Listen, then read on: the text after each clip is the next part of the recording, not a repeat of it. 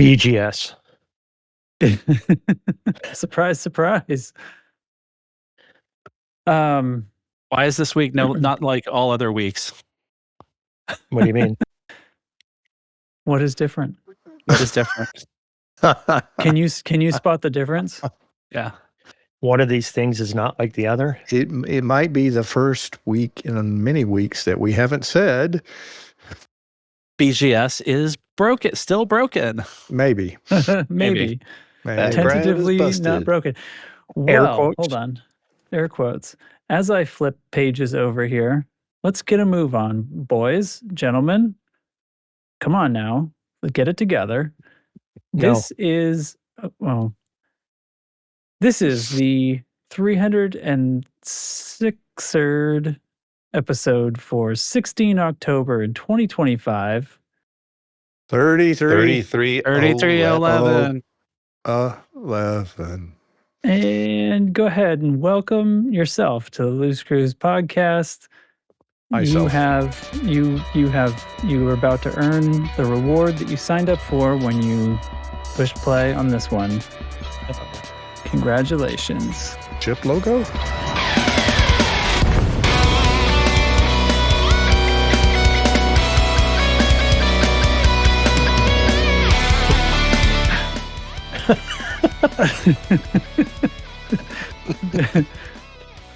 Potential loss of sanity. You'll never get this time back, I think, is the bottom line that I'm getting at here. So I'm Commander Jiminy Tricks, and today I'm joined by Commander Chig. You have the same voice as Jan Trex. Would you believe it? Also Commander Blooming Wind. Hello, everybody. And Commander Roy Cookson. I'm waiting for the electric guitar riff lightning. Commander Oblivious. They write songs about me. True story. And on tech tonight, Fred Cookson, and also my own stream bot as well for some reason, but I probably won't push any buttons on that. Love dueling stream bots. My God, the Dueling bots stream are bots. taking over. The bots are taking over. Oh, well, guys, it's been a couple of weeks since I was here, but everything's still the same. There's just hauling and mining CGs, just Same old, endless same hauling old. and mining CGs. Same old thing, man. I have a feeling that's going to change in a week and a half. Potentially. What's Didn't we say that 2 weeks ago? Never mind. No, not really. We hoped for it 2 weeks ago, but Yeah. plot threads are possibly pointing us in a direction where some spaceship fighting might be on the menu for community goldness. Oh. Yeah. Well, Chig, let's start at the top of the page. Chig, what's going on, man? What's new?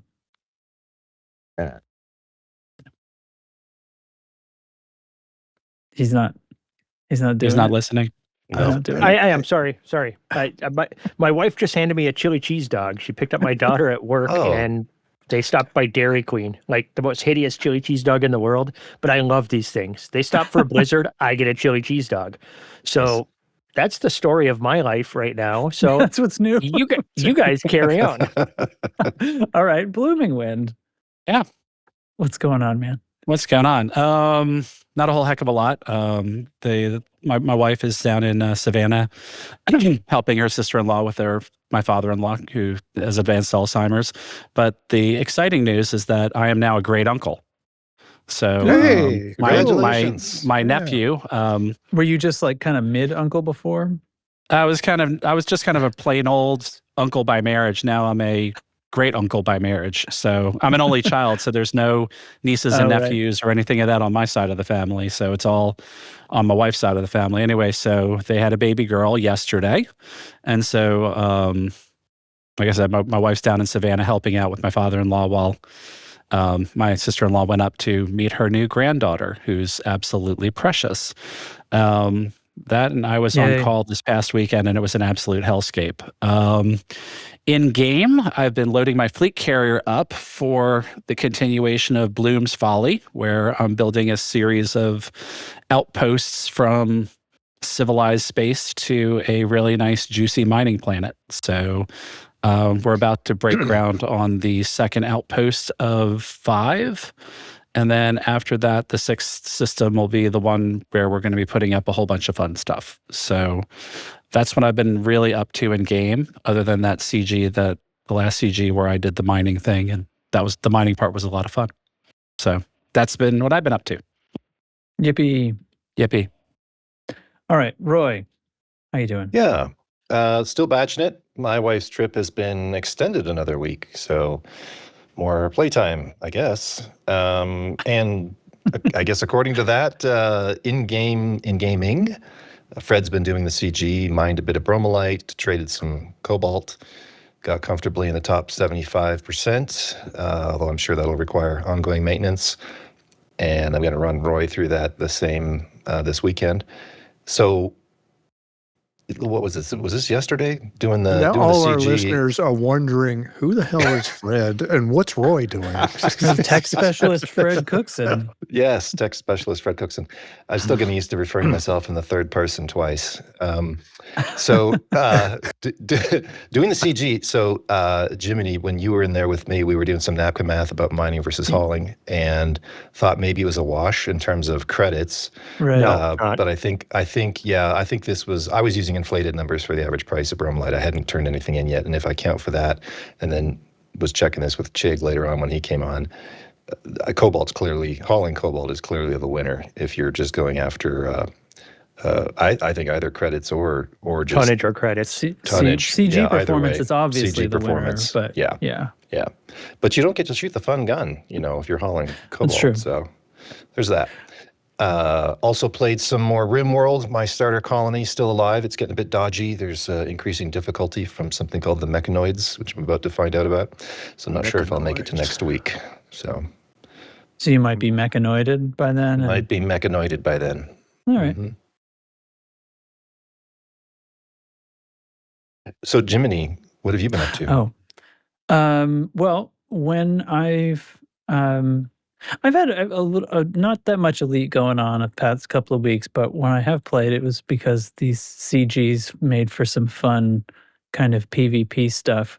So I did try to mine people for the mining CG because I didn't buy a Type 11. And that was kind of fun. It was actually pretty frustrating for the first few days, I think, because I was just coming fresh off of the Panther Clipper hauling CG, which was obviously like, that was like the biggest thing ever, right? It was like by an order of magnitude or something, but like more than double the next biggest CG.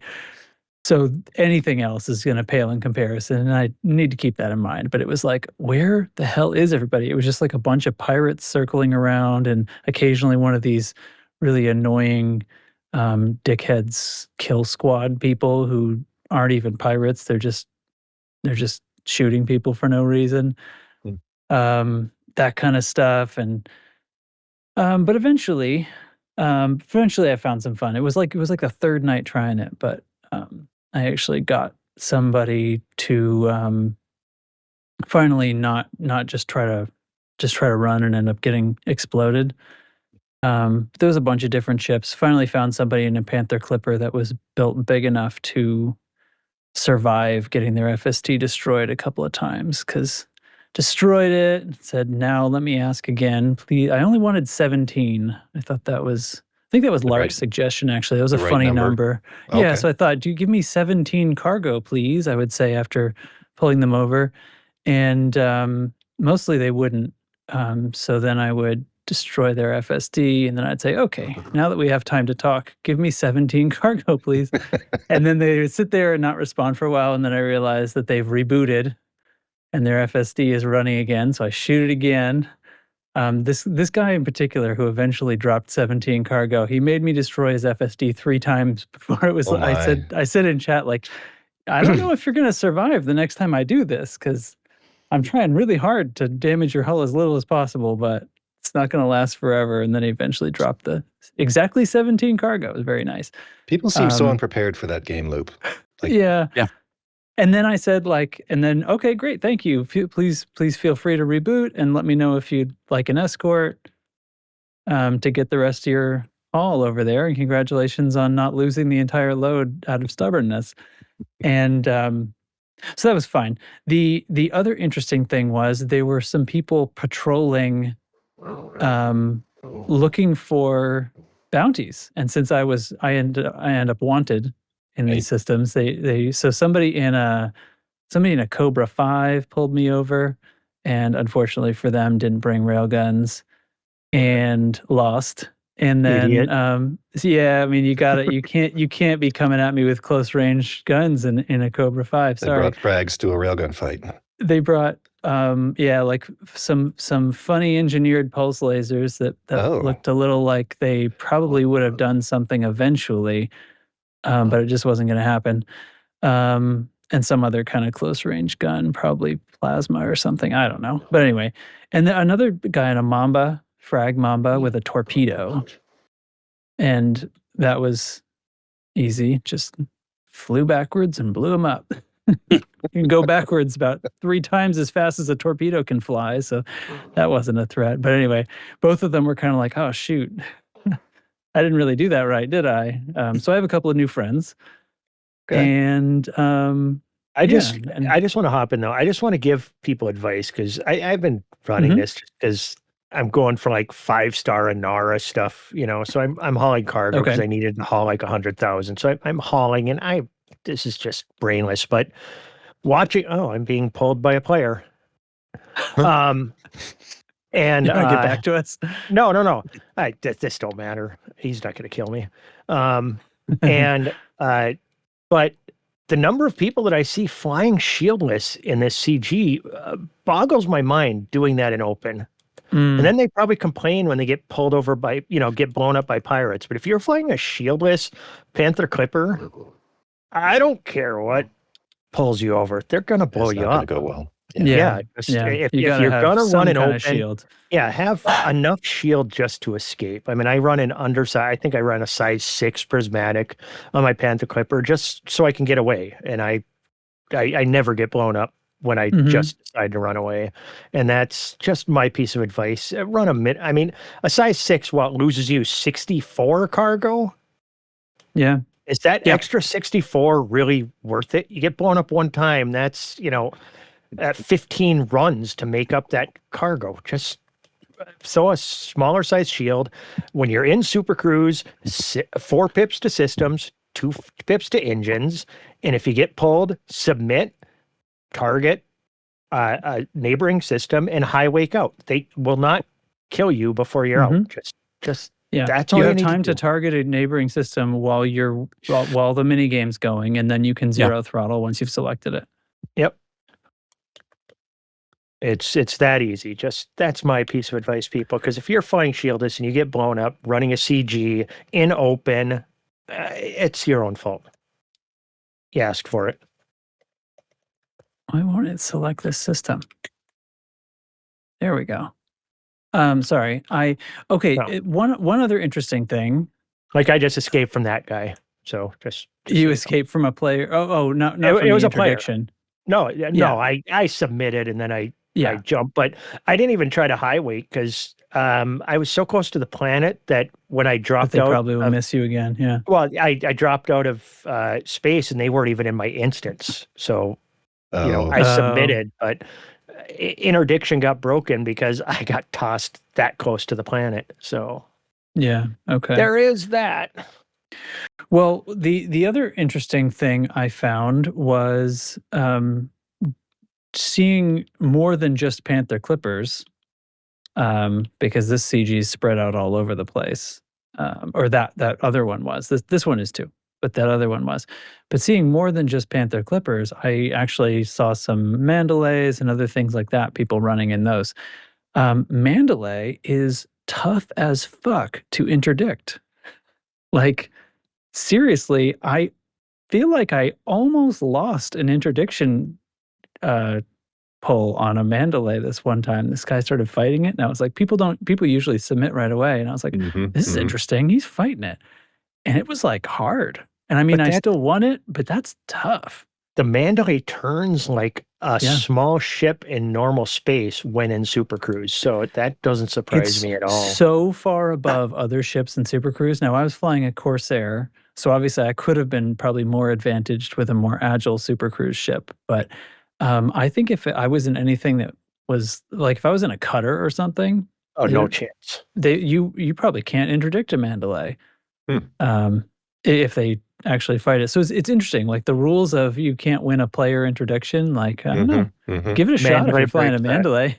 Yeah, I never would have crossed my mind. So and now I am running some Cobalt here because I wouldn't mind another one of those extended size 5 things. But I think this is an interesting CG because of that what you're saying earlier, that juxtaposition of a mineable and a purchasable commodity because it's so much faster to trade.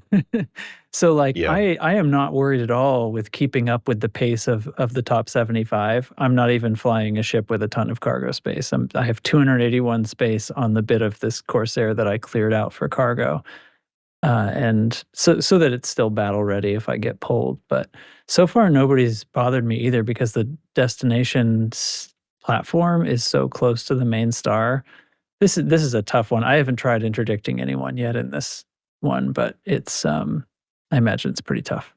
If we just go to math, just so people understand what we're talking about, if you're mining in a Type 11 and you've got let's not take travel time on mining. It's going to take you about an hour to fill that thing twice, right? It's about a half an hour, just shy to fill 260 tons of cargo or whatever it is on a Type 11. You can maybe do that twice an hour. Then you've got travel time. So you're, over an hour to fill that twice. So let's call it 500. Let's call it 600 tons you can do an hour.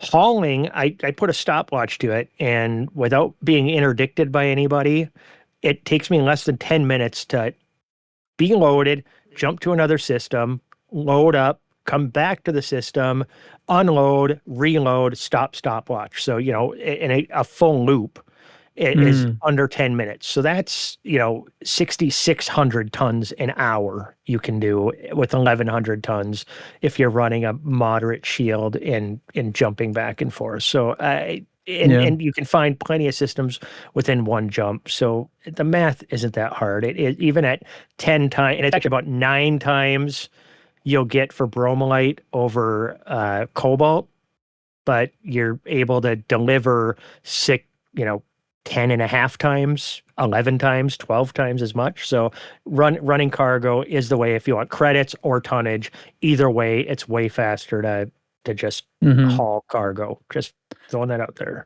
But you'll definitely be able to keep up either way. So it's like whichever is more fun for you. To stay in the top 75, yes. Yeah. Oh, you'll be able to keep up easily. Top 75 is pretty good. So I think it's I don't know. I think it's pretty well designed from that perspective, and it strikes me as like the feedback was heard regarding pay-to-win mechanics because this feels fine to me. I'm a person who did not buy any of the new ships or either of those new ships, and it's like effortless. In a lot of ways, though, I wish that it was reversed, though, just for the simple fact that anything that encourages mining, hauling is so mindless. And if you mine and you're bringing it back to the station and you're finding those hot spots, it's just not as mindless of gameplay. So I wish they would have just reversed those numbers to make hauling still viable, but mining the meta. You know what I'm saying? Yeah, they would have been, well, manipulating the market prices. Maybe. It looked, well, to the price point, like you had mentioned that night, it looked like maybe the price was creeping up on cobalt, but that hasn't happened really. So it's not the like supply they're is getting exhausted. dropped from my station, so it has from 999,999. Oh, you're talking other it has. It was about 1 million supply, and that's dropped. I'll land here again, but now it's only a few thousand. I was talking at the delivery station at Trailblazer's Dream. Oh, Have you noticed? no. That stays maxed. No, it doesn't. It doesn't? I'm on there right now, and it's down. Maybe because I just delivered a load, but that's funny that it actually then resets after I leave, probably. But after you Yeah. deliver a load, it actually drops down from the 999,999. That's funny. So it's not just Yeah. an unlimited knob where it's a UI that is the thing. It actually has that 999,999 is the actual limit until you leave, and then it resets. And then it has a very quick reset timer. Yeah. That's funny. Yeah. Well, okay, so I have one more fun thing that happened when I was trying to pirate people. One time I this was like peak frustration, right? It was like night 3 of getting nowhere. And I was like, what is going on? Where are all the targets? I've got nothing but like other pirates drifting around and circling around me. And then I spot a type 11. And I'm like, oh, it's happening. Here we go. And I'm lined right up and I'm pulling the trigger and then I get interdicted. And I was like, Nice. oh my God, you got to be kidding me. Of all the times for a kill squad jerkhole to come after me. So this other Corsair pulls me and I'm like standing there looking at him like, are you going to shoot? What are you going to do? And he kind of sits there for a second. He sends a chat message that says, I already looted them, protecting my prey, and flies Nice. off. Okay. It's like, oh, okay, you're my kind of guy. That's awesome. So ultimately, I think the fun people outweighed the meanies, so to speak. So the last couple of weeks. So anyway, those are my tales. And I'm gonna shut up for a little while. It's about time. Yeah. Oblivious. We haven't heard from Oblivious? Oblivious. What? What? How's it going? Come in bud? off the porch. We want to hear your Well, stories. I'm waiting for my Uber to show up with my Oreo Blizzard as it showing up. My cheese dog, so good. Oh, let's see. Life. I just been having fun raising this pup. She's been a blast. She's a good girl.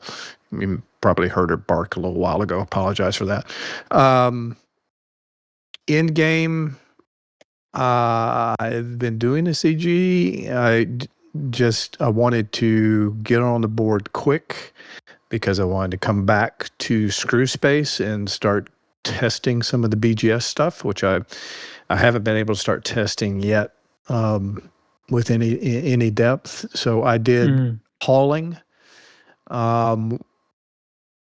cobalt back and forth. I think I did a little over 9,000 units, and that's put me in the top 25%. So I feel good enough to just leave that alone. Oh, The yeah. rest That of the feels CG safe. should be fine. And I can start playing with CG. What's weird is I never got pulled. I don't, and maybe that's because I did most of my unloading in what I would consider non-prime time hours, at least for the US. It should have been prime time for Europe, but I never It's got just too pulled. close to the star. It's like 15 light seconds Yeah, from true. the star. Yeah, you got There's to be no pretty quick to do chance. it. Yeah. Yeah. So yeah, and now I'm back in Screw Space and intending to spend the next several days trying to figure out, is the BGS still broke, or what portions are broke, and what's fixed, and what's working and what's not. Well, explain what happened and what Phil said, and get people up to speed a little bit on what's actually happening. Yeah, so there was a who was it on Ashling's Discord? I think is where I first saw it, and Bloom put it out in our Discord as well. There had been an exchange with FDev, and apparently they had been complaining on Discord what we have been seeing, where we've had conflicts, whether it be an election or war, in a given state forever, either a pending state or continuing to war and never coming out of the war. We've been seeing that for months, not weeks, but months. And FDev came back and said, "Hey, we think we've cleared up the reason for that, and things should be operating right now. We're going to keep an eye on it for the next couple of weeks, and sure enough, suddenly Anara lights up with all kinds of conflict states progressing forward, which was wild because it looked like the whole bubble was at war all of a sudden from a BGS standpoint. Everything that had been pent up in pending was now suddenly going. Now, I was able to track about 6 wars I tracked in loose screw space, and I did see them advance. I did see a couple conclude. I did see assets. I think I saw assets transfer. This may have been a war where they were fighting for the same asset, so that doesn't really count. And of course, that's one of the problems that we saw before was you had an asset at risk where you were fighting for another asset and you won the war, and you were also the controlling faction, but they didn't give you the controlling faction asset. So I'm not ready to say whether that's working yet or not. That's the first thing I'm going to be testing. I haven't seen yet or when read. did this go into effect? Sorry if you said that already. What, just a couple of days ago?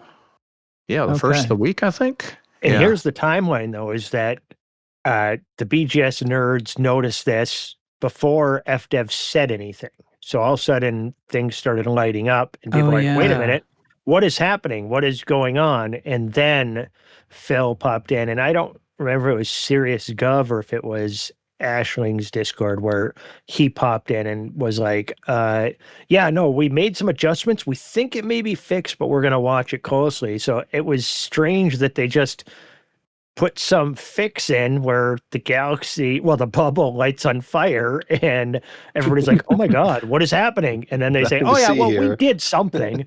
I don't necessarily know that they did something. I'm just going to say, I'm putting my own doubt in there. They might have fixed. Oh, you think they're just claiming credit? Well, I think they might have fixed a paint job, and then all of a sudden BGS started working, and they're like, oh yeah, that was us. That was us. That was it. Yeah. Just throwing it out there. Just throwing it out there. Turned on the it was switch in the intentional, garage. man. The paint job was what was holding BGS up. 100%. Quit being such a jerk. That gold cutter paint job, that makes sense, really. That could mess up the whole galaxy. They just had to give it a few extra cycles at the cost of people losing their PowerPlay but levels. doesn't it feel like it's like the colonization and PowerPlay and all this stuff, and there's like some switch and it's just like been buffer overflow getting thrown in the trash for like 50 weeks, and then finally somebody was like, oh, what if we just what's the coding thing you're always supposed to do, clear your buffers? Yeah. Clear cache. Let's do that. Let's do that. And whoop, it all just comes online. It was like 50 weeks later. Oh, that's all they wanted us to do? Oh, shoot. This whole time I was sitting here like, building a cockpit for a KurgerFive. Well, I was thinking like there's that Family Guy where there's a button on the wall and it says, do not push. And then Peter pushes it. Then a guy in a karate suit comes out and karate chops him. Picturing there was a button on the wall that said, do not push. And somebody's like, why don't we push this button? And nobody still works there. The karate guy's gone. So like, I don't know why we don't push that button. Somebody pushed that button and all of a sudden BGS worked. That's a possibility also. Just throwing it out there. Great. Oh my God. I have a real life story associated with that. It was a small data center, that I was responsible for in the data center. On the wall, EPO button, plastic cover. You got to flip up and push. It literally says emergency power off. 2:00 in the morning, I get a phone call. The center's offline. Why? Because one of my overnight techs pushed the button. Why did you push the button? I wanted to see what it would do. Okay, yeah, great. Okay. It's the history eraser button. Why did they climb Everest? Because it was there. I mean, come on, people. Got to do these things. Sure. All right. Where are we?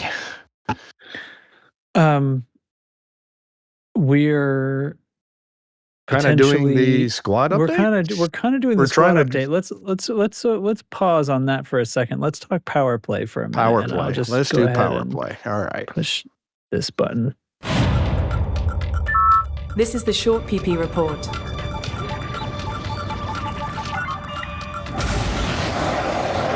Target shields offline. Target destroyed. It's average, so get your facts straight. And the fact is, it's cycle 50, and I'm going to interpret Commander KurgerFive's analysis so you don't have to. Let's See what you see. did there. Kaine has managed to wrestle 7th place away from Antal on the FDev board. Okay, that's great. But what's really interesting, for the 5th week in a row, our frat boy Rui has delivered the strongest performance, which is even outdistanced the fancy footwork of Princess Podiatry. At this pace, Rui will move into 2nd on the NICE and KurgerFive charts. But what about the FDev charts? No one's talking about that. And quite frankly, I believe FDev's got it in for Rui. They're treating him the same way SEC referees treat Auburn football. Sports ball joke. That's probably deserved, to tell you the truth. Nurgle, sorry. Let's see. And down in 10th place, it looks like Torval is about to win the Torval Delaney staring contest, and she'll take over the 10th place. And at the very bottom of the pile, the only growth Imperial Arsling has is the mole that's on her face, while I'm drawing a blank. What are you looking for? A name? Yeah. Atreus? Petraeus, thank you, has dropped Denton. Another 3 I'm helping. exploited systems. And that's your average power play update. Spectacular. And see what I did there? Because now Blooming Wind is back just in time Perfect. to pick up the ball for the squadron briefing.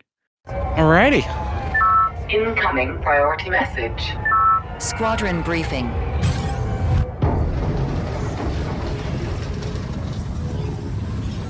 I do say I love you interrupted him with that. That was good. Yeah, are you going to take a nap or something, Chig? Oh yeah, I'm already asleep. Okay, perfect. He talks when he naps. Yeah, Always. My wife hates it. that's fine. All right. So while Chig is talking in his sleep, BGS is apparently fixed. That's a strong word. Yeah, I use the Air word quote. apparently. Apparently Air is quote the alleged. yeah. Don't say Emphasis apparently. on the ixtfay. Or apparently a. Yeah, they went over the timeline a little bit of discovering all the wars and getting the message from FDev, but Yeah. just yeah. Yes. How does this Yeah. affect me? How does this affect you? It doesn't affect you at all. So I mean, that's the first thing. It I doesn't don't affect know you. if Why were BGS you starts talking happening. about it?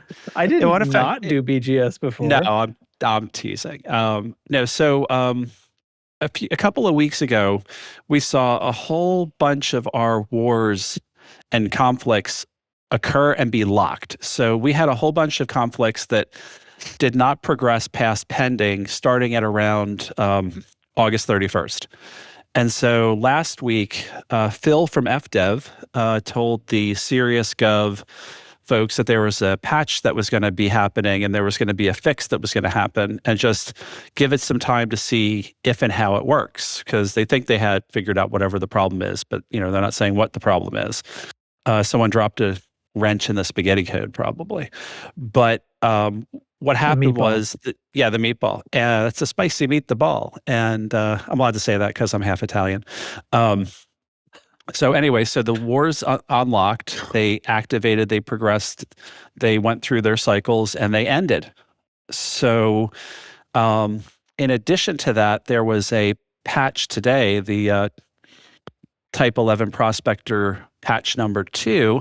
And in the bug fixes, they said that the main cause of the faction simulation becoming stuck in some situations should resolve instances. They fixed that. And they said this should resolve most instances of conflicts, expansion, influence, etc., not functioning as intended. So at this point, what that should mean is that wars will begin and assets will be transferred. We've seen some of that so far in the stuff that was stuck. So no more fool's errands in Miola ever again. Hopefully. Hopefully. Tentatively, maybe. We haven't given a good stress test to missions. So one of the issues was that in systems that were PowerPlay 1 power controlled systems that were also PowerPlay 2 controlled systems, the BGS minor factions that were not controlling the system, when you did missions, their influence would go to the controlling faction. And what that led to was a boiling over of influence in a number of systems. And that boiling over of influence in our systems has led to a big chunk of screw space living in the 80s and 90s percents of influence. And so every player faction was seeing runaway expansion. You're expanding, from system A and then system B and then system C and then system D. And then by the time you expanded from system D, system A was already like at 90% and it would trigger the next expansion. So there was just this runaway cycle of expansion. So part of the fun of BGS is directing expansions to allow you to enter systems so you could take control. So we don't know about if the missions and that sort of thing are fixed yet because we haven't at least given it a good old stress test to do that. So I think one of the things on our to-do list would be do missions and see if we can cool things down and overheat things up. But ultimately, even if BGS is fixed, the BGS game is broken because of the existence of Trailblazers and I wouldn't even say PowerPlay so much, but Trailblazers, because now every faction has hundreds and hundreds of systems that they're in. We're in 319 systems. We control 79 systems. So we have 13 systems that are over the 75% influence mark. So even if we started beating things down, it would be this Herculean task for us to get everything below 75% so that we could pick and choose which systems we wanted to expand from. And also with Trailblazers, since every little spot inside the bubble that was unoccupied is now occupied, there are so many places you could go with an expansion, even if you were able to tame down all of your influence so you could direct the expansion, that you'd have 13 targets. You would have, 13, 15, 20 targets within that light year. And it would be, how are you going to do all these blocks and things like that? It just, it sort of, as a game, it's been completely defanged by the fact that. So it's not even just the bug, it's just structurally, it doesn't give you the control. Right. It's like, how would you play it? Yeah. I mean, it's not a game that you're going to be playing like that. I think that the takeaway from BGS is ultimately going to be, what do you want to control? You can't direct getting from point A to point B, but what do you ultimately want to control? And we just had from the randomness. And so, the nice thing is it looks like we can control that because the Musca Dark region where I'm doing my colonization effort, our first expansion, we're one of the minor players and not the controlling faction because we didn't control the system from which we did our initial colonization. Architected. Exactly. And so Uraniborg and Edward Skeele were kind enough to fight the war in Musca Dark region on my behalf because I was loading up my fleet carrier. And they were able to wrest control of my system for me on our behalf. And so the rest of our expansions are going to be out of there, or our colonizations are going to be out of there. We're going to be the controlling faction. So we don't have to deal with that. But it's nice that you can actually shape that, even though you're really not going to be able to, let's say we wanted to go and take, some system for one of our neighboring factions that we don't like. There's no way for us to expand there to take it. It would be like just next to impossible. So that part of the BGS game is dead unless things start cooling down pretty aggressively. My smooth brain ability to understand this is that's because when a colonized system starts, there's only 4 factions in there, correct? Yes. So that means that there's 3 empty spaces. So any expansions will go to they look for places where there's a space and not somebody retreating. So that just creates absolute chaos everywhere. Yeah. So the nearest spot that's empty. It doesn't matter if you have 3 slots or 1 slot or 4 slots. It's whatever the nearest thing that you're not in that's open, you will go to. Been before. Right. But right now, you haven't been to so many empty slots. So this is a matter of time for all of these slots to fill. And then eventually you can start to architect things again. How long has BGS been locked up too? Because like these spots, like assuming Trailblazers had gone in and it was all hitchless and things in the background and PowerPlay didn't slow BGS down and Trailblazers didn't slow BGS down, we might have been filling those slots the whole time and be at an almost normal situation where you're back to retreating people to create openings. But yeah, I think the Trailblazers, what it did was it created more occupied systems with openings, and that's fine. That's fine. I'm not upset about that. Yeah, but if it wasn't broken, during the period, if it wasn't broken, those spots would have been filled naturally over this 30, 40 week period, right? Right. And the other thing is that because we have like our space, like screw space. And so when PowerPlay began, our systems started heating up.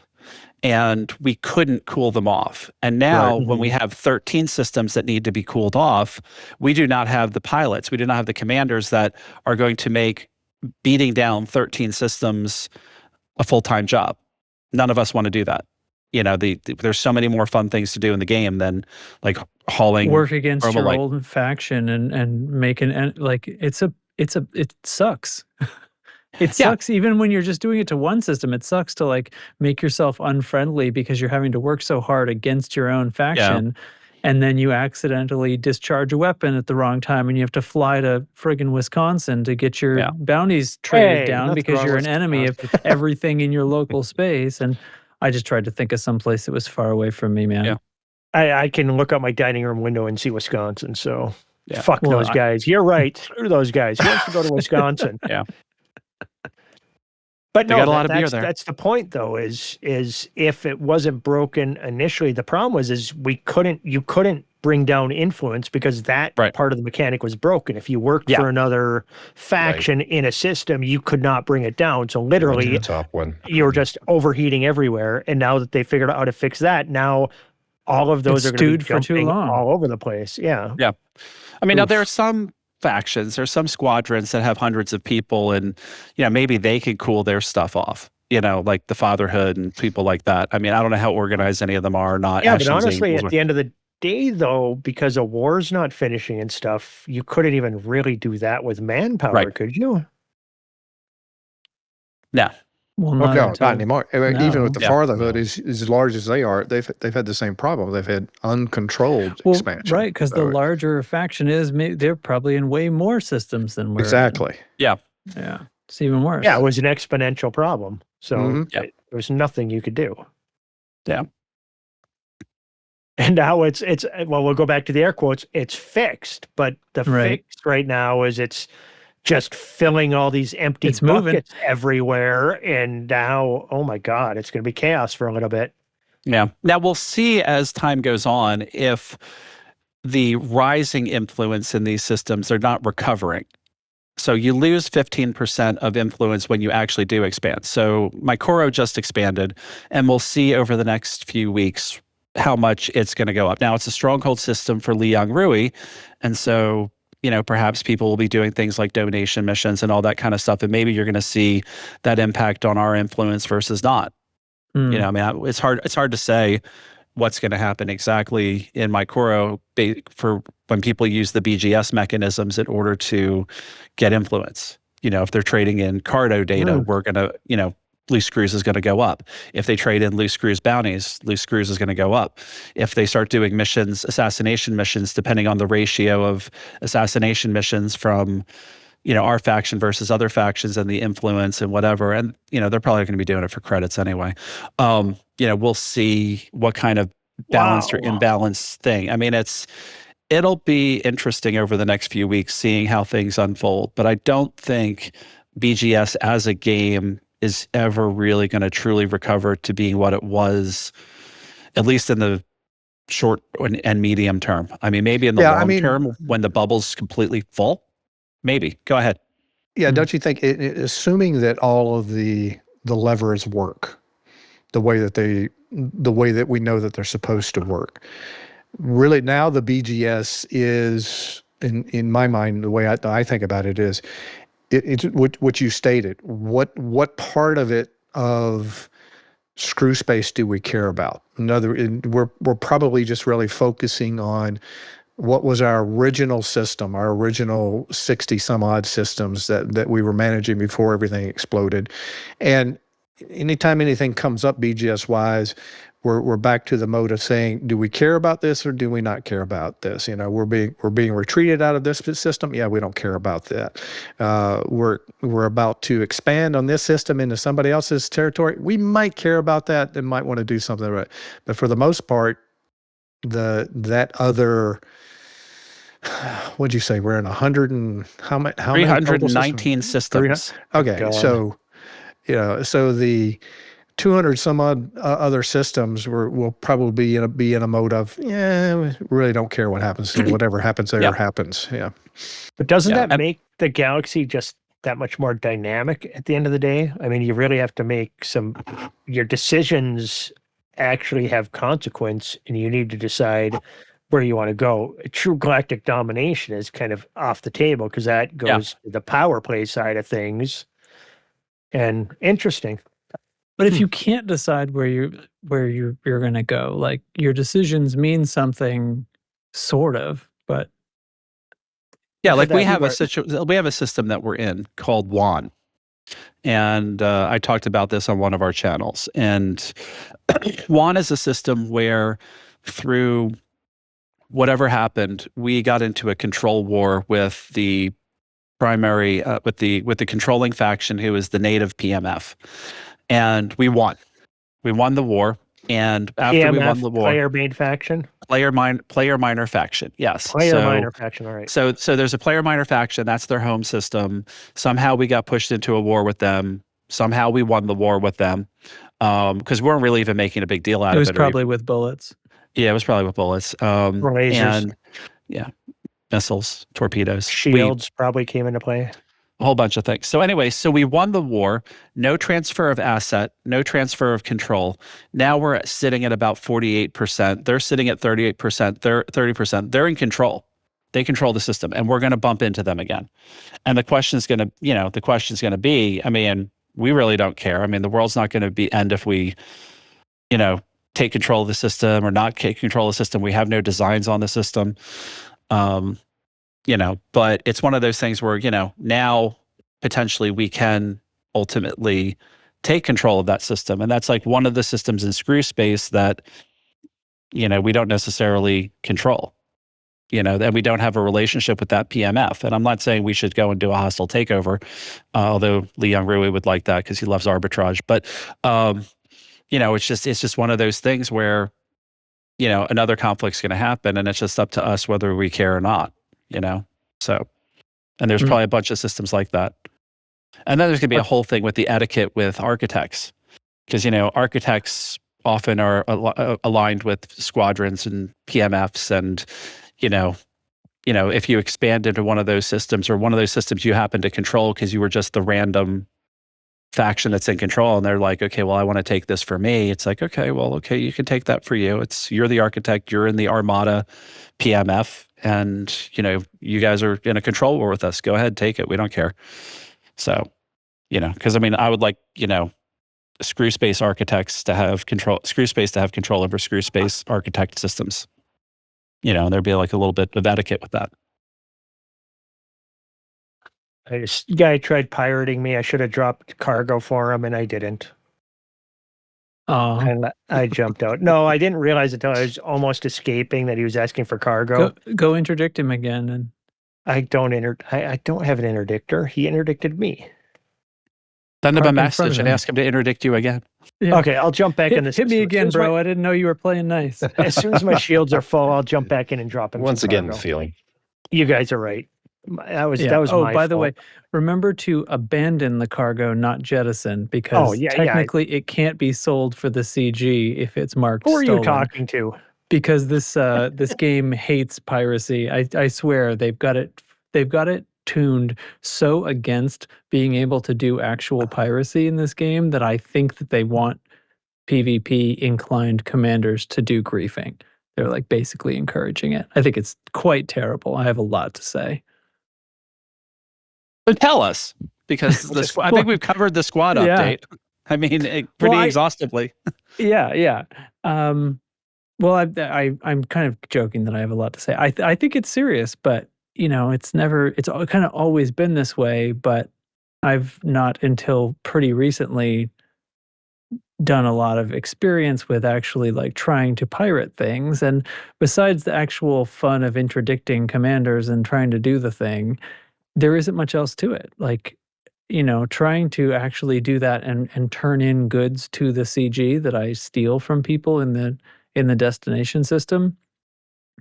Basically, unless they push that abandon button instead of jettison, there's nothing I can do with them. There's no way to wash a commodity. I think there was some bugs with fleet carrier secure storage or whatever it's called, secure warehouse early on, but they were patched. It's like the game really, really doesn't want you to do that, which I think is basically serves to encourage griefing. Just killing people is the only thing you can actually do most of the time. Now, whatever, I've had some limited success with it. If you're just in it for a little bit of fun, I think that Panther Clipper CG, out of like 4 people that I pirated, half of them abandoned instead of jettison. One other person I tried to hatch break, those come out stolen too. I don't know. Crime and punishment. Yeah, that'll come out Crime and stolen. punishment could use a once over. This comes up. I don't know. I feel like you're either getting punished way too much or not enough for things, and like no matter where you are in the galaxy, no matter if anybody sees you or not, if you do a thing, it's just known. And like that, this commodity, like if I steal it, my ship's computer's like, that's stolen, and it's like, come on, like why would my ship's computer say How that, do you know that? Nobody else was here. If the police show up and see me, how come killing them doesn't fix it? You know what I mean? Or do I have a time limit before they radio hump? There's so many other things that you could do to make it so that this is something that could actually happen. And it's like, I have a bounty in this system. Well, if I manage to not get scanned on my way into the station, how come the station already knows? It seems like my ship is telling them that I'm wanted, or something like everybody that. I just knows feel you. like there should be... Right? Your reputation precedes you. Right, I suppose. I just feel like there should be some leeway there. You know what I mean? There could be a lot of fun to be had here with a little bit of adjustment in that. Mention, like on this just encounter, this dude, his name, and I'm going to call him. His name is Harry Hogg. That was his name. And, nice. But reason I went for the immediate jump rather than even looking for a message is because I saw he was in a wing of 4. So it's like, I need to get out immediately because otherwise I am dead as shit. And I managed to get away and I jumped out. So I sent him a friend request right away. And he actually sent me, he accepted the friend request and sent me an 07 immediately. So I sent back, sorry, I saw a team of 4, so I jumped out. I always drop to good pirating. And he goes, "Yar, it's all good. You had a mighty shield. I got some loot, so I'm happy." So his hatch breakers must have stolen a few tons. Let's take a look. I'm short 5 tons, so he stole 5 tons from me. He got that's one hatch breaker locked on. Yeah. Then I said I just wasn't paying attention because I'm talking to you people, and so I wasn't paying as close of attention when I got pulled, and I didn't see the chat right away. I just saw wing 104. It's like, yep, Right. I got to get the hell out of here. So, and that's this But he game. can't turn in those commodities. Well, he can sell them at a black market, I guess, right? Right, but it won't count for the CG. This is Won't what I'm count for saying. the Like, CG. Exactly, it but that's just should. it. And imagine if it did. Imagine if you could, if you got away clean, the police didn't see you, or you killed the police that saw you, like whatever steps you'd have to take to add more Yeah. gameplay here. If you pull it off and you disappear for a second and come back the next day to sell them You're all or good. Yeah. anything, you know what I mean? Like I think you'd have a lot more people in here kind of messing around, and it just brings down the heat on the whole. Just like you saw a wing of 4 and just like But they were gonna kill you. They yeah, weren't but gonna at the ask end for of anything, right? It would end of turn the down the heat day, on that. this is next level, though. We understand that because we've been around the Yeah. block a gazillion times. I mean, when most people start getting pulled, they're gonna be like a fucking ganker. They might not even notice it's a wing. They might not notice anything. Mhm, They're definitely mhm. not going to notice, chat. They just know that there's a CG going on where you get free Yeah. stuff and free credits. So, it is, we joke about this all the time. We're not all playing the same game. And that's the case. And I feel bad that I ruined this guy's gameplay because I didn't drop more cargo. And I mean, he was hitting me with Grom bombs. He interrupted Was my doing jump the whole a couple thing. times and stuff. Then he says, "You had a mighty shield." No, Yar. Yeah. I really didn't. It's a size 6. This has got to be his teammate. Now it's a Corsair. I'm going to drop cargo if he asks. Well, okay, so that is true, and I also found that it takes a while for people to start looking at chat half the time. I mean, most of the time I'm like totally, it's like a pants shitting moment for these people, Yeah. and it takes ages for them to look at chat. Like when I finally get somebody's attention, it's they're bobbing and weaving and all this stuff, and I'm thinking to myself, man, you should really fly straight because I'm accidentally going to kill your hull. But you get I have to take out that FSD first because they will not look at chat until I do that. Until I make them. I dropped the 20 tons and he's still shooting me. So, all right, well, come on. Oh, that's not good. You message your new friend, hey, your teammate's a dillweed. No, he quit shooting when I deployed my weapons. That's interesting. We finally caught on. Drax, do you use a manifest scanner? No, because I don't really care. Do you check? So do you check to see what they're dropping? Oh, a Corvette is pulling me. All really? right, let's go. I got weapons. This ought to be fun. I can fly backwards faster than you can fly forwards, buddy. Anyway. I just think it'd be fun to drop one caustic canister in whatever I'm dropping and see if they notice. I really want to blow this guy up, but I'm not. That would be hilarious. I gave him his cargo and I'm leaving. I said I'd be nice to pirates if they play nice. Yeah.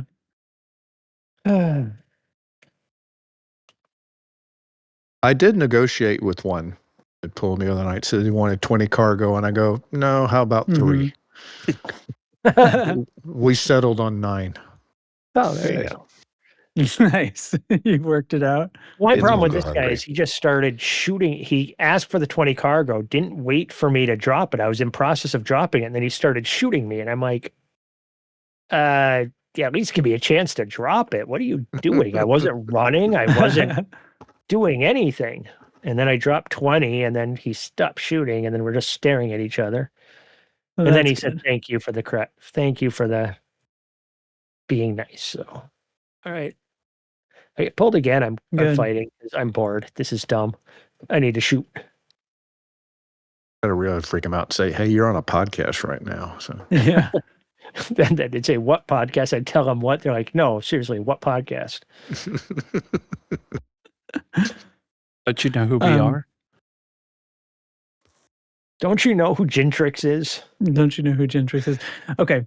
I've just flown backwards faster than this Corvette can go forward. We're out of range of each other now. Anyway, this brings me to my next point. and this came up, I think Alec mentioned this on the podcast, but since we communicate with each other on a weekly basis through broadcast mediums, he brought up smuggling, and I've thought about this before, and I feel like now more than ever is like the perfect time, and let me tell you why. So the whole smuggling thing, like how would you make this a gameplay loop? I How do you think the become only Han Solo? Is what you're saying? I think the only way to like properly do it right is to be able to sincerely disguise your ship, right? Because you have to be flying something that's a minor, or it's like a Type 11, right? But it appears to be a Corsair or something, right? Or something like that. Or maybe you go the other way. Maybe it looks like a Mandalay, but really it's a combat ship. Some kind of disguise, and it has to work. But there has to be some way to eventually penetrate it. Like if you get really close, you can tell the difference. And who knows? Manifest even scanners eyes. could see through it. Like Even the eyes. Expanse, when they were hiding, Right, when that they bolt stuff onto identity, their ship or something. Yeah. Yeah. So, But like if you're doing transponder, like you're like I'm just looking at my HUD up right here, and it's like like when you target something, okay, that's a Mandalay, but then when you actually make visual contact, holy shit, it's not a Mandalay, it's a Corsair, or it's a Corvette, or it's whatever, and you actually have to get eyes on the ship to realize the thing you're targeting is not what you're warfare kind of thing. Yeah. Right. And with that, you'd be able to do things like, and then some changes to the market, some careful adjustment to how the markets in the game works. You'd be able to do things like run valuable illegal things into certain stations, and there could be missions associated with it, and there's all kinds of story stuff that you could do, right? But I've considered all this before, and it's like a who knows, maybe kind of situation if they ever bothered to pay attention to it. But here's the thing: now we have these holo kits. And so I feel like we're like 60% of the way there because you can make it so the hologram on the dash shows the wrong ship, and you have to dig a little deeper before you notice something's funny. And maybe if you get up close, it kind of also looks like the right ship until you get really close, and then it's like, oh shoot, that's visual subterfuge or camouflage or something.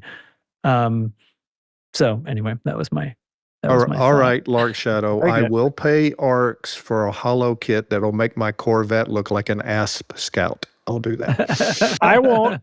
Nope. I won't. Well, that's the wrinkle in this idea that I have, right? Is that the holo kits are sold for Arcs, but I don't know, something to that general effect. The fact that it's like in the game, I don't know. It just made me think like, oh, look what we could do, but anyway, I don't know if that's interesting to people or not. No, it is, because I mean, space is big and ships are a dot until you get within about 6 kilometers, depending on the size of the ship. You can't really tell what you're looking at until you get within actual visual range. So faking the little hologram on the left is a great idea, and bolting stuff to the outside of the ship.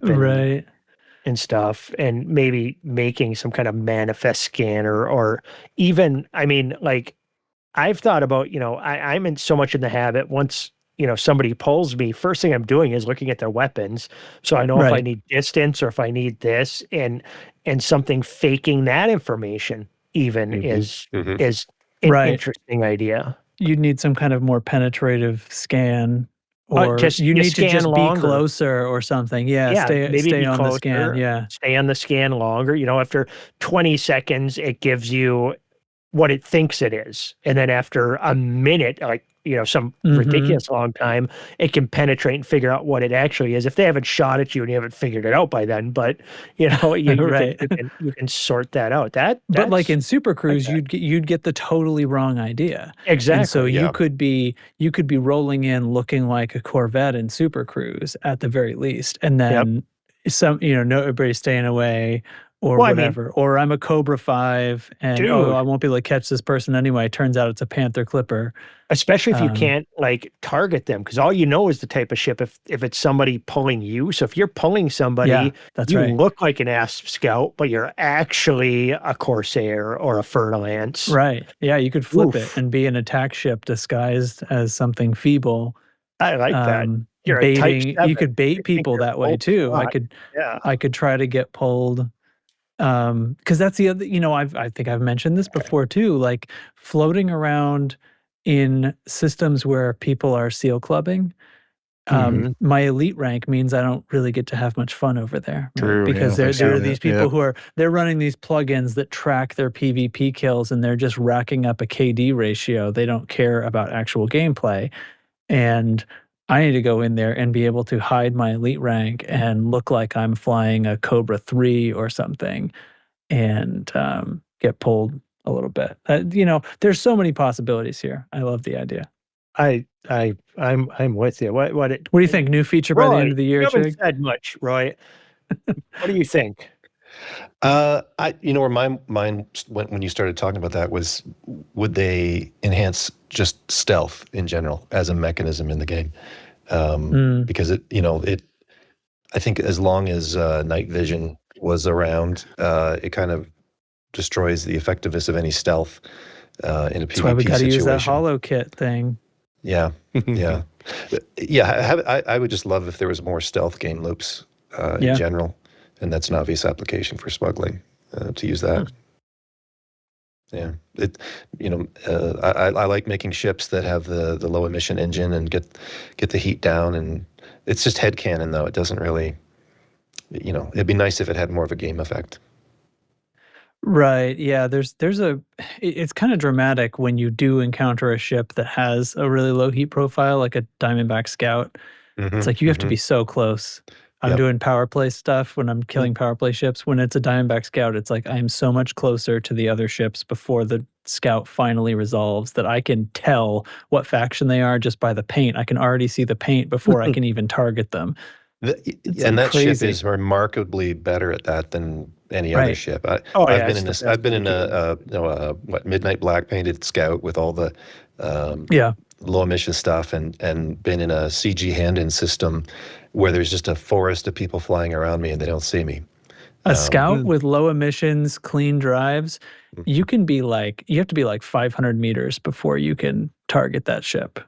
It's crazy. So if you could broaden that mechanic and put it on ships that have, let's say, more combat utility, that could be really cool. It's been 0 days so many times in this podcast. The Diamondback Scout is totally different than an Asp Scout. Yeah, if you say so. It's not as cool. And it's combat. It's combat fine. I've killed a Medusa and a Diamondback Scout, and it wasn't even that hard. That thing moves, you're man. so cold. It's very easy to be cold, as we said, and it moves. That shit's great. It's like a mini chieftain. It's great. Yeah, they are pretty fast. I want to back up though. You asked the new feature by the end of the year randomly. I do have some thoughts on that, actually. Tell us your thoughts. I think actually there's a lot of breadcrumbs they're doing, and this isn't like me pie in the sky. I honestly think we might get like high atmosphere gas giants and flying into them. This is why I'm thinking this. This ridiculous where they extended the range on the exoscanner, right? Right. I think it may end up being a part of a ship. And you get into a gas giant, your range seeing when you're in a ship isn't that far, right? You're going to be in a cloud. It's like when you're flying into the Titans and you're flying to that cloud. It was so hard to see those mines, and it was a pain in the butt. And that's how I envision these first time we get to go into gas giants, because you're not just going to be flying at full speed and be able to see everything. You're in a giant cloud. So I think there may be new life forms in there. I'm not saying space whales, but like floating. There's ammonia life and water life in gas giants now that we find. Exactly. And it could be something, like algae blooms or some kind of weird floating coral up in these gases that are feeding off the gases in these bits, whether it's an ammonia type or whatever. And you can go into these, and with the longer pulse on that would be a new ship that is an exobio ship that is after those kind of life forms And we kind of do that. And I think that might be because people have been asking for water world BS, gas world BS forever. I've never been one that's like, I don't see a ton of gameplay. But if there's an exobio component to it right off the bat, I could see that with that pulse, because the whole pulse range on the exoscanners, I've been like, well, what the hell's that? I don't really understand. I quit using Well, it's that pulse. clearly better. It is, but I never used that pulse. I didn't. I'm Elite 5 in Exobio. I quit using that after the first 3 times I pushed the button because it was pointless. Yeah. You could just see the stuff, right? So I never used it. So funny. adding that pulse would actually help, I guess. But in this case, if you're in a cloudy environment, you're hitting a pulse, it's like, look at that over there. Like when you're core mining, you're hitting that pulse, you're looking for the cores. This would be, you'd see life forms within the clouds. Ooh, there's something over there. Go over there, look, scan it. And that would give the opportunity for a new ship that's optimized flying within cloud or gas giant type worlds. And you get that pulse and all this mystery of this new system with something in there that has exobiologists going crazy. That's, I honestly, this isn't me like pie in the sky. I honestly think that's where they're going with it.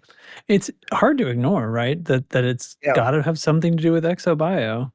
Yep. I wonder if it's going to be in the architecture of in the same way that the Thargoid War was kicked off. I think in Lave they mentioned, I'd forgotten this, that it was kicked off at a Halloween event.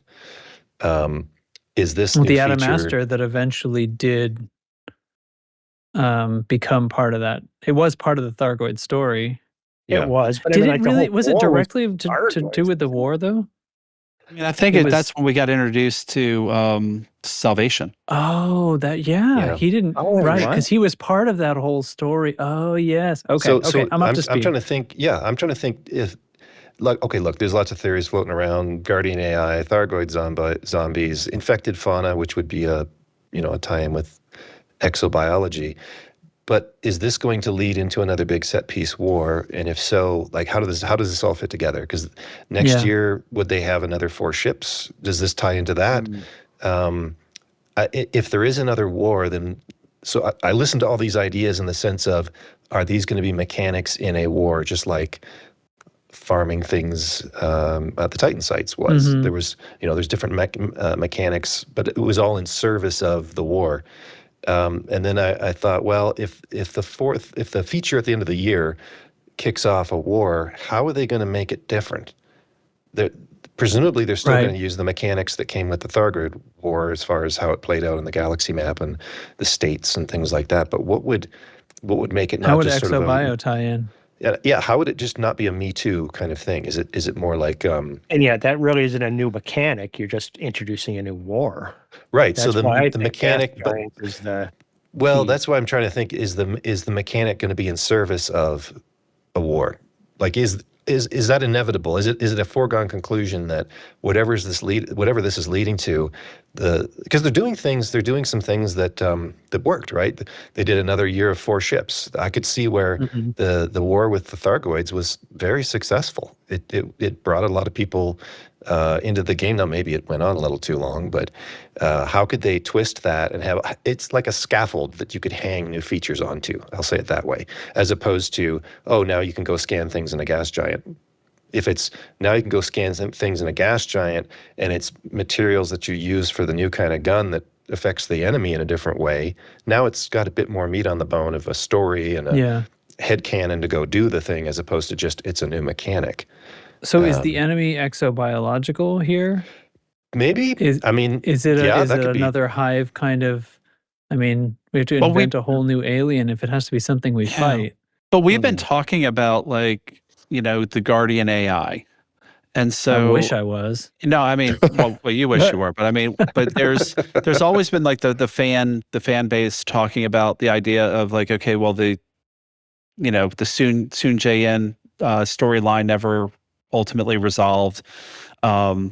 Salvation is out there. Maybe there's going to be some unholy alliance with the Guardian AI or not. But in order to, you would hope that they would have an entirely different kind of ship that we can't, that or alien or whatever, that we can't fight. Like, we just have no way of fighting them and putting a dent in them. Just like when Thargoids were introduced, there was no real way to fight them until hints were dropped and whatever. That, perhaps organic technology would be what it would take to fight the crystal glowing enemy.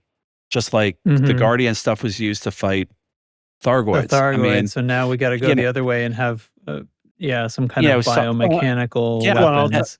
And new kinds of new ways of thinking about ships. Like, I was talking about it last week with, okay, instead of having, like with Thargoid combat, cold, maybe we need to be shield or something, or and it's just, and instead of like the way we do fight them, it'll be a completely different way of not like exert the heart, blow up the heart, go to the next one, but a completely different. Yeah. Like a different ship kind of mechanic, a different whatever. Not a reskin. Not a reskin. No, definitely not a reskin. And so my hope is, and this is like, pie in the sky hoping, because it's FDev, that, if it was going to be that kind of an enemy that you would have to have different kinds of pieces of puzzle and different kinds of game loop to get the tools you need. Because the Guardian loop to get Guardian tech was a really cool thing. Diving into the Titan maelstrom to get bits to unlock things that we needed to deal with to have, that was a cool loop. The Spires was a cool loop. So if they could have like, if it is going to be like going into the gas giants and getting bits and doing things and what have you, getting data that you can use to alter ship, whatever, that would be really cool. What did the Spires actually do? I don't remember. That was just, you had to get like a little the price you could fight. You could shut them down, and that was a big part of the Spires were they were reinforcing Thargoid forces, so it was like destroying the Thargoid supply lines. So that okay, that's right. It was the BGS side of their thing. Yes. Yeah, the surrounding systems would get weaker. Then you could take those systems, and then the Titans would get weaker. But you had to do the little sabotage mechanic too. Yeah, I remember now. I just think for it to be worth the development time, I could imagine them wanting to create synergy around, instead of just having islands of new loops or new features, tie them all together. And it seems like the obvious thing would be some kind of, now maybe it's not a war with fleets of ships, maybe it's a plague, maybe it's some kind of grand threat that marches across the bubble in some way. And that way you give it a lot of headcanon narrative. And it sounds like you're like, what I'm thinking when you're talking is like something that's more recurring too, because like, the dev time and the into the set pieces that went into the Thargoid War, which seemingly aren't going to come back. That's cool, but it must feel rough, right? To be like, haha, we did it. Anyway, now we got to keep going on something else. Well, especially when you're talking it's a single permit lock system. So that means either it unlocks, like my theory is that we can now start exploring gas giants across the entire galaxy because of what they've discovered there, or they discover something there that starts an outbreak stretching across the galaxy, because that would be the focal point, and it's some kind of disease or maybe Guardian stuff, salvation. Well, there's three mechanisms that reach out like that. One you've just mentioned, and some infection, fauna that's an infection. There's the Guardian AI, like that could be, we found something, we turned a switch, and now everything's waking up. But that's the third not one could be all the. No, could be. I don't know. I'm just saying these pieces don't all line up. I'm just saying there's three mechanisms for spreading. The third one is all the people that were, Thargoid popsicles for a while. That's still out there. They could get awakened, or they could. Is that where they were shipping them all, is to this system, and that's why Rexy Flexy has the permit here, is he was collecting all these guys? And the big reveal, he pulls off his Scooby-Doo mask, and he's freaking Entian Dorn and collecting maybe bodies they're the ones forever. maybe they're the only ones who can fight the enemy. I don't know. Like, again, I'm looking at this scaffold, if you will, of a war as a filter through which to judge these ideas. Like, okay, does this support or not something being in a bigger narrative, as opposed to just a new feature? Yeah. And it could be, problem and a solution sourced from the same discovery event. Whatever the biotech stuff that eventually gets invented that allows us to, whatever it is, combat this, or allows us to shield our ships for thicker atmospheric flight, or anything that's leading on to whatever the feature is going to be. Yeah. I think it's going to be a new Yeah. ship entirely. That We're just going to find a help ship in us that out. system. No, they're going to release a You new mean an ship. We're giving all this money to Brewer Corp. ExoBio? Yeah. They're working on a new ship in order to get into these gas giants. I'm telling you, I did like one of the theories that they had on Lave this week, and that was about a passenger ship. And perhaps an enhanced passenger ship, rescue ship, what have you, because what they're doing with this current community goal is all of the superpowers, including the independent pilots, there's like a clarion call for participating in this CG. And they were talking about, is there some sort of background, whatever power you're affiliated with in PowerPlay, eventually setting up spots around this planet at the end of this, because this mysterious order might be from the powers. And then from the powers, like, okay, the CG's over, all the powers are occupying systems surrounding this planet. And then so the big Halloween event is whatever happens in this system, it releases a plague, let's say, for lack of a better way. All these systems have stations, and all these stations are going to need rescues. Yeah. And so like initial, like a 9 Martyrs kind of rescue thing to kick it off, but then whatever happens afterwards is going to be whatever happens afterwards. But it does feel like by inviting all the powers or them forcing their way in, they're setting up a lot of pins to be knocked down. Exactly. And that's what they were talking about on their show this week. And I thought that was a really good idea. And I mean, honestly, just like Sidekick, I love doing those rescue missions. And they're the best. Why don't we have more burning stations? I mean, I do miss those. Absolutely. Wasted opportunity that they said, like, there's BGS states could cause burning stations. I mean, terrorist attack. I mean, we've had a few of them in our space, and it's like, who cares? But if they're like assistant things burning, I'm just busting out my Python and I'm going to go rescue some people. So, again, a set piece that's already designed. Yeah, it's been so long since I've done those. As a pilot, I am so many light years ahead of where I was the last time I was doing those. I would love to do those again. I thought I was good back then. I would love to fly in doing those right now. Jesus. Do you remember the 9 Martyrs those? The 9 Martyrs taught me to land a ship without a docking computer. I mean, I'll just be honest with you. I mean, it was like, that was the best thing about it. It was like, shit. By golly, I got to learn how to fly this thing myself. What the fuck's a docking computer? Jesus. I thought it was a target. And when I'm scrolling through modules, I'm like, there's the target. I don't know what's happening. So do you remember when they had those rescue scenarios? Was the mail slot clogged with NPC ships like they are in today's CGs? No.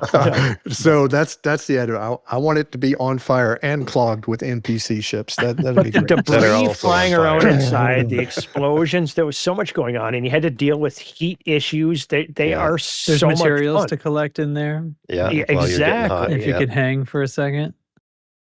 Yeah, that was great drama. Type 11 could clean up in there material-wise with the super limpets. You fucked that place up. Huh.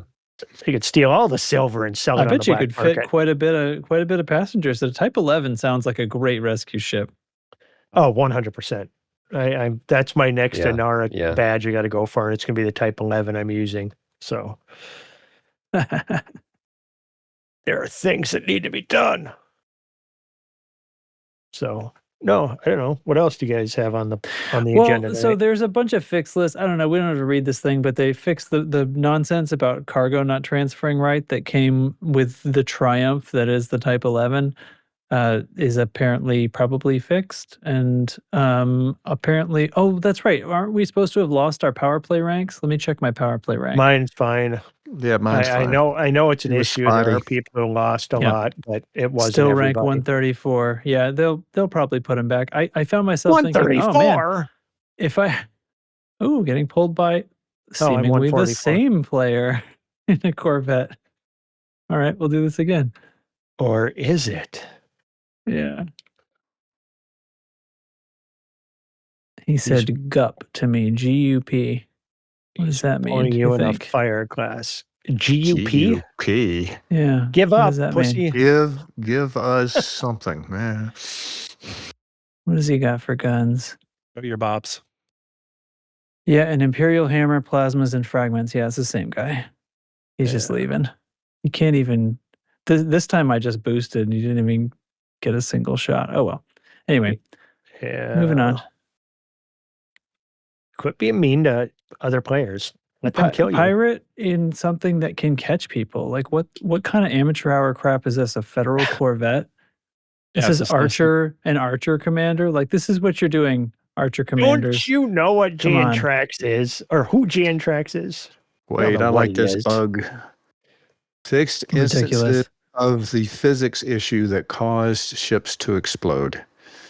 Yeah. I'm guessing that's the extra large pieces coming off from the Type 11 because people are complaining about being blown up by them. Oh, I think blown up by the chunks? Yeah, the bigger chunks. Causing ships to explode. Because maybe they need to mine with a shield. Yeah, you that's said they what did like a ton of damage, right? They did a fair amount of it, not a ton, but if you're in a paper thin ship and not using a shield, yes, those definitely could blow you up because they did do a fair amount of damage. I couldn't help but wonder, by physics, what was the exact language? Physics issue. Fixed instances of a physics issue. So I guess they don't mean my guns by a physics issue, because I've seen a lot of ships explode by that physics issue. We had a physics issue on the SRV hill climb at Distance Cruise 3, if you remember. that was definitely a physics issue. Yeah. I'm going to say possibly these particles could hit your power plant and maybe blow you up instead of whittling you down. Could have been an issue too. That could have been very accurate, large chunks. Yeah, it just, it penetrated your paper thin hull and hit something vital and you blew up. I'm just saying, I go on those stupid Frontier forums and I read some people complaining, and that was one guy complaining about mining, and I blew up instantly. And then after I came back, the system map only had half the planets. Well, you didn't sell your Cardo data beforehand, so you died. Now you don't have the Cardo data anymore. Move on with your life, bro. But we all play different games, right? Yeah. What else is here? Pay to be stupid. This anti architect sniping thing. Oh, yeah, so that's as an cool. architect, when you complete your station, you have 30 minutes to be the person who expands from that station again. And then the next 23 and a half hours is limited to your squadron. And then the next day it's open to anybody. So apparently this was the thing, like people wanted to create chains of systems and they were getting sniped. Yeah. That's a big common thing in the Trailblazers world. And I mean, I'm so excited about the timing of that, because as we're trying to get to my little planet that I'm trying to get to, we as a squadron can be ready so that I can just go ahead and make the claim and then, not have to worry about not being able to get everything set up in the first 30 days. Within 24 hours. What I mean, even as a solo player, why only 30 minutes? Why not just make it 24 hours for the architect and 48 for the squadron, or 70? Why such a tight window? I mean, are people in that big of a rush? I think that there are people that would complain that it's too long, because people like to complain about things. I'm fine with it. If it's 24 hours. Because it's 24 hours for your squad. I mean, 30 minutes. Yeah, but if you're a solo player, I'm just going from the perspective of people who play solo and stuff. A little 30-minute window. Well, make yourself a solo squadron, as it says right on here. If you're in a solo squadron, that'll work too. You'll have 24 hours just to yourself. Any basement dweller doing this has at least one alt in their squadron, right? I mean, but then they can do it. Okay, that still doesn't matter. I agree. But honestly, the 30-minute window, just only reason I bring that up, because when I built my, I've got my own little system I've built, and I didn't realize that it was, you knew to the minute when it was going to be done. I didn't even notice that when I built it. So that's just, the timing is crazy. That it's that short, 1/48th of a day.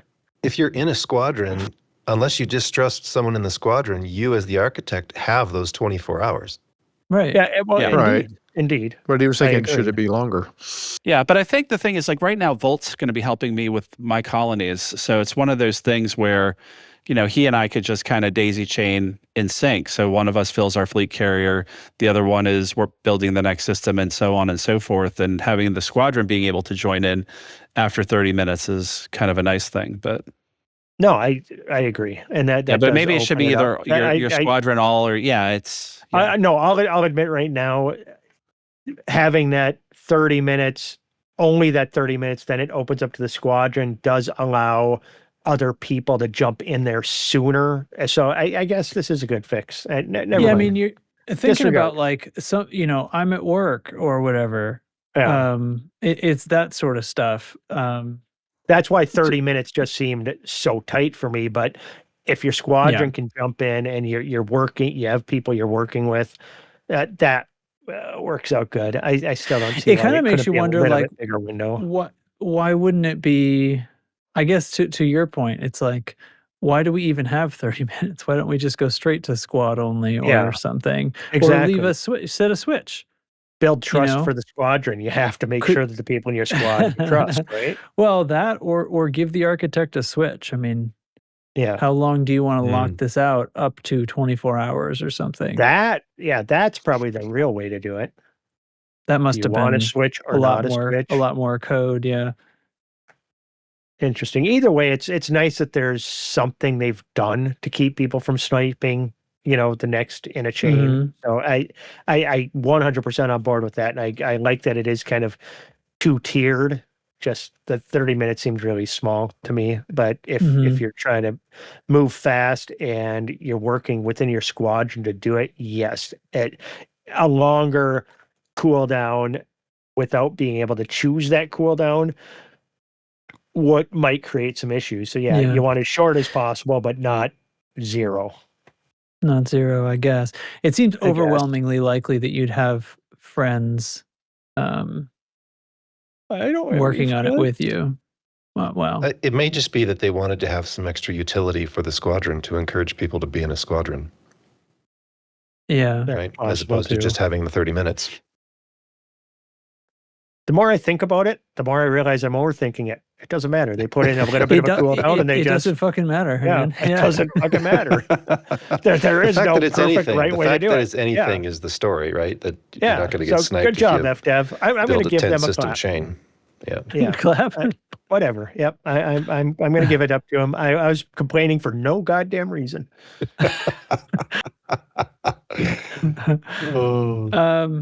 I think that's about it for the notes. There's the Steam sale has the game down to $9.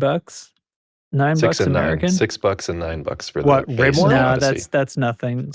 You can't. No, Odyssey is the game. It's been 3 fucking years, 4 years. It's like, come on.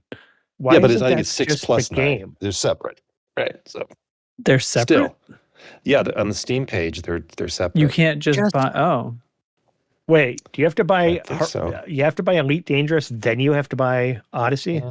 That's still a thing. There are actually 2 separate entries within Steam. There's Elite Dangerous, and then there's Elite Odyssey.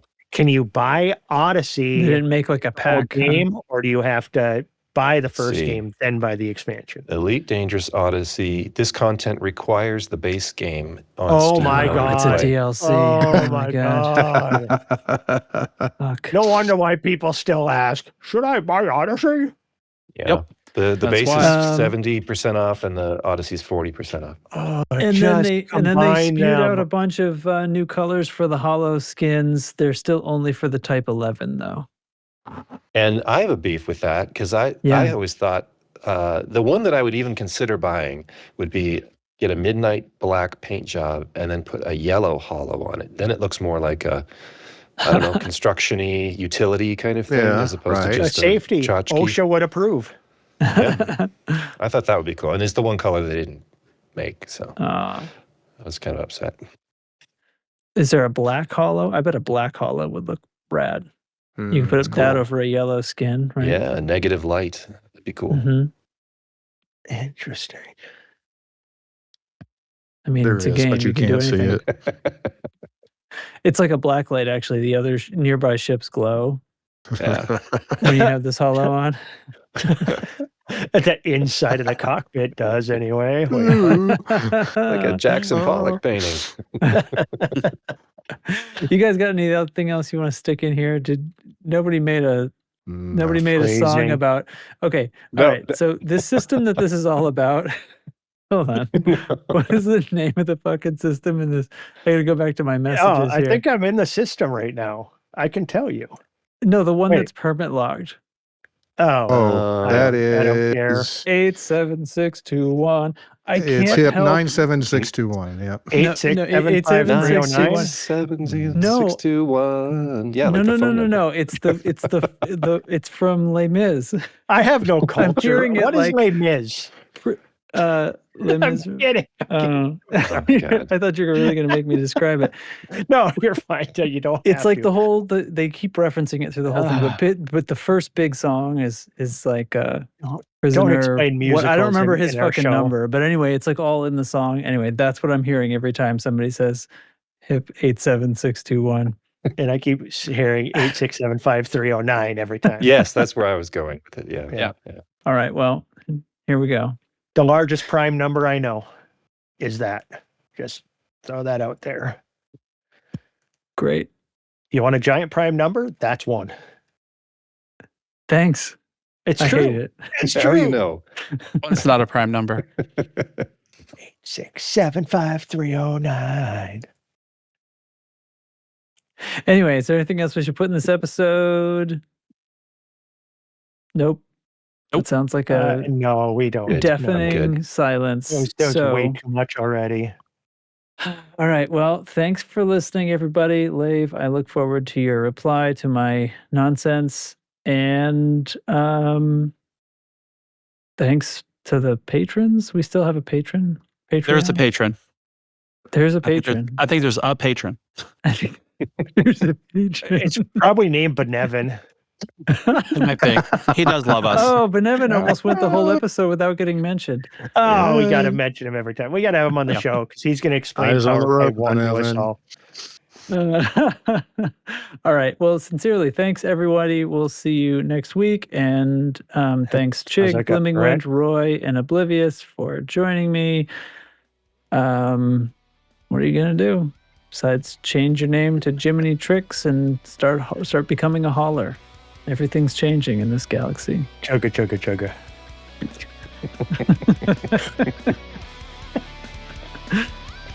All right. Good All of it. night. Bye. Good night. Bye. Good night. Bye. Bye.